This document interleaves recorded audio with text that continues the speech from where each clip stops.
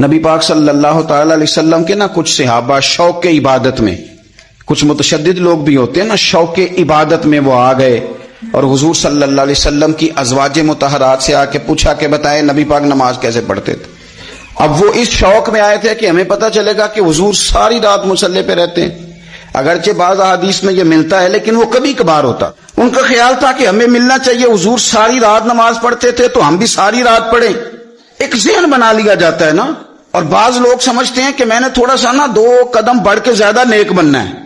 آ کے پوچھا، یہ سیاستہ میں حدیث ہے کہ حضور کتنی نماز پڑھتے تھے، تو مومنوں کی ماؤں نے کہا کہ نبی پاک عشاء پڑھ کے آتے تھے، آرام کرتے تھے، تہجد کے وقت اٹھ کے نفل پڑھتے تھے۔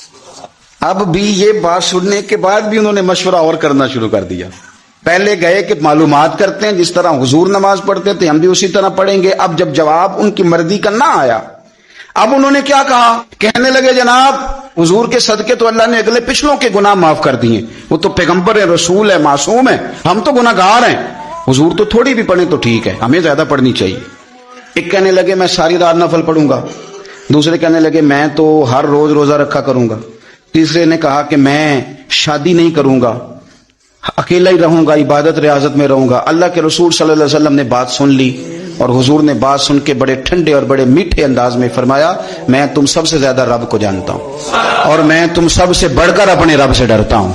فرمایا میں عبادت بھی کرتا ہوں، آرام بھی کرتا ہوں، میں نکاح بھی کرتا ہوں اور عبادت بھی کرتا ہوں، میں اللہ کی بارگاہ میں بھی حاضر ہوتا ہوں اور حقوق العباد بھی ادا کرتا ہوں۔ فرمایا یہی میری سنت ہے، اس کو اپناؤ گے تو میرے طریقے پہ چلو گے، اور جس نے میرا طریقہ چھوڑ دیا اس کا میرے ساتھ کوئی تعلق نہیں ہے۔ عبادت میں شدت کرنے سے حضور نے منع فرمایا۔ میرے بھائی، نبی پاک صلی اللہ علیہ وسلم نے ہمیں آسان دین عطا فرمایا۔